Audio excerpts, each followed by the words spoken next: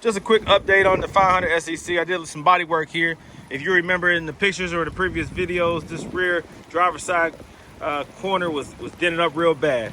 And so I should have taken a video and pictures of the whole process, but I got it right. Look at it. I used fiberglass to go ahead and get that thing filled in just nice and smooth like that. It's perfectly blended in and it's primered.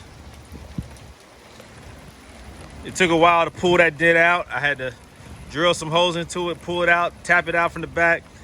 A lot of work, but I got it.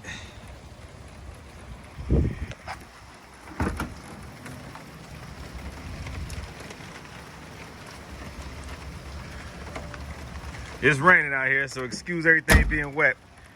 It's hard to get the full effect when everything is wet like that. Also, across the top, there was a big old dent. A real nice indentation right there on the roof. I got that taken care of as well. So look closely at my previous videos and you'll see what I was talking about. But it looks good. Everything looks good.